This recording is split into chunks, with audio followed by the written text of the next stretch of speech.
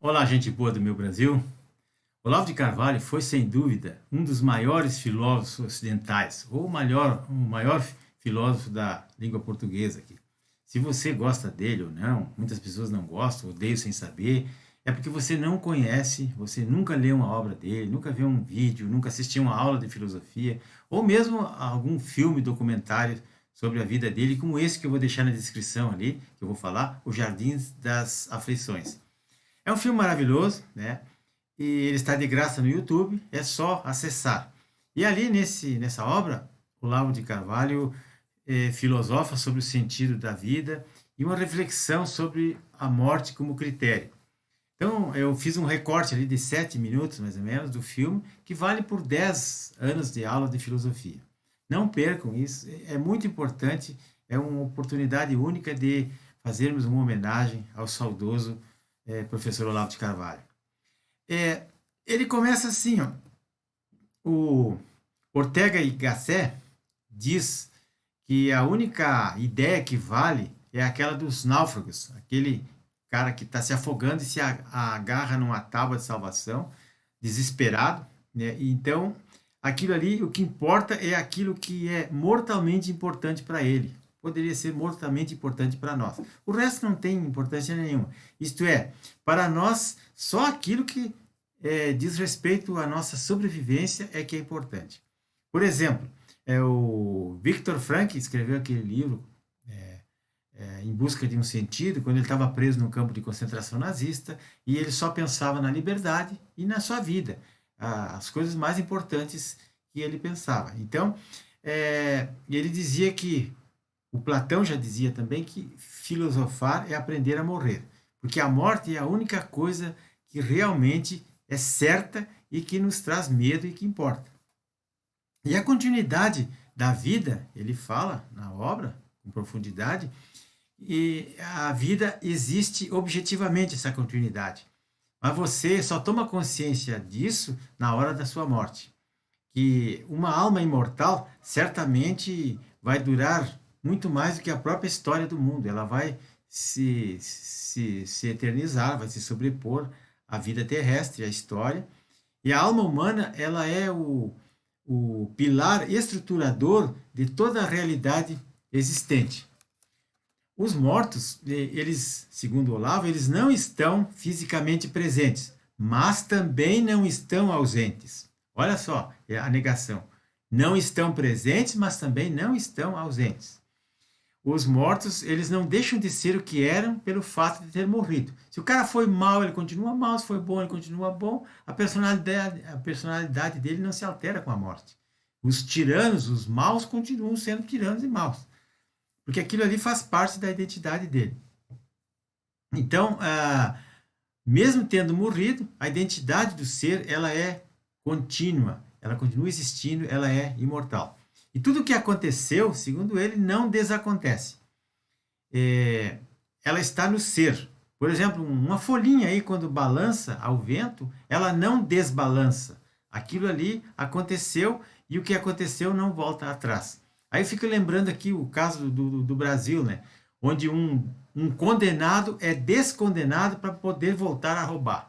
Isso é uma coisa que vai de encontro a qualquer filosofia, a qualquer ética, a qualquer pensamento que se possa ter.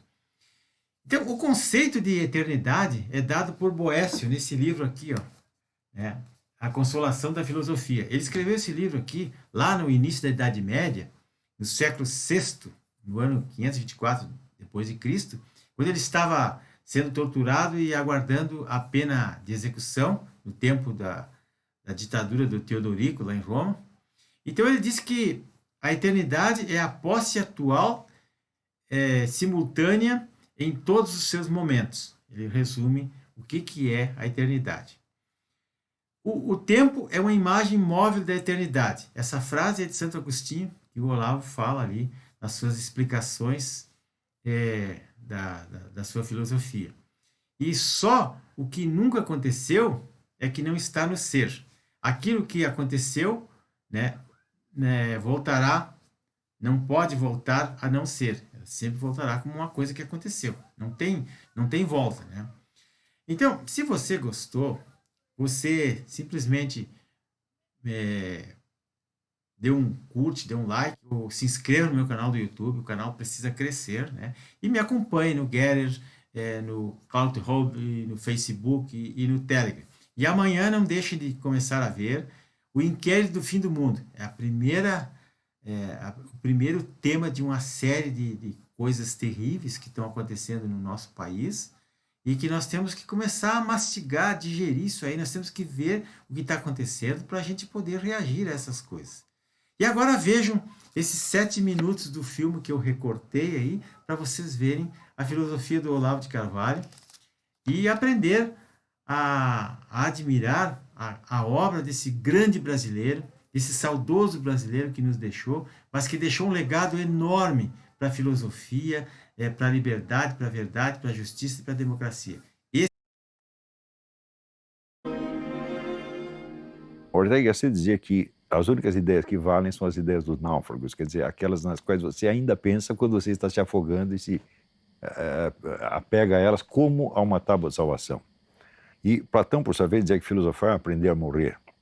Isso obviamente, de uma importância vital, porque a morte é uma das poucas certezas empíricas que nós temos. Nós temos certezas de tipo formal, metafísico, mas esta não é formal, metafísica, é uma certeza física, por assim dizer.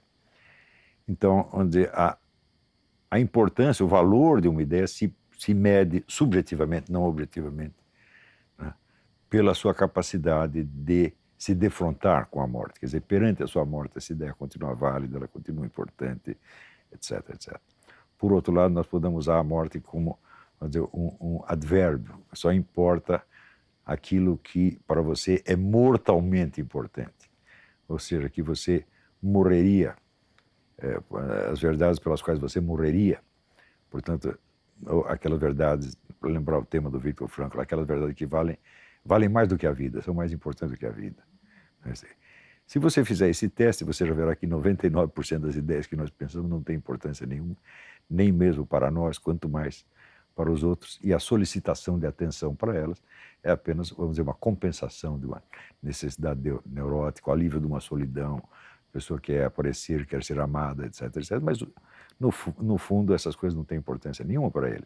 Não é a ideia que é importante é ele. Não é isso? E eu acho que você se livrar disso e você adotar a morte como critério é um bom começo em filosofia.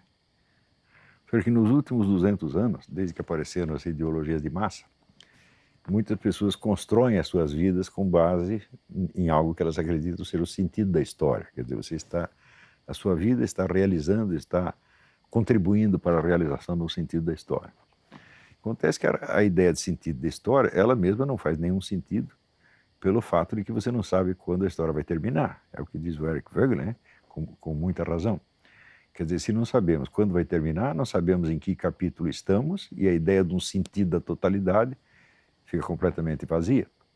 Em comparação, a vida humana ela tem uma duração média ou uma duração máxima previsível, quer dizer, ela representa uma curva que vai se fechar num determinado momento que, embora não seja previsível materialmente, é previsível por média, por assim dizer. Quer dizer, você sabe que você não vai viver 200 anos, tá certo? E que provavelmente você não vai morrer nesse mesmo instante.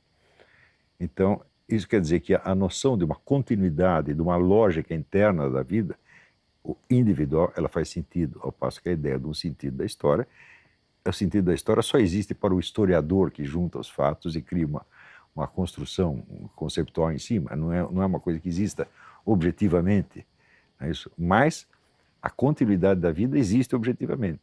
Acontece que você só toma consciência dela quando você se defronta com o fato da sua própria morte. Quer dizer, eu vou morrer, não é isso? E ao longo da minha vida eu tomei decisões, fiz escolhas, etc, etc, que se fecharão nesse momento, tá certo?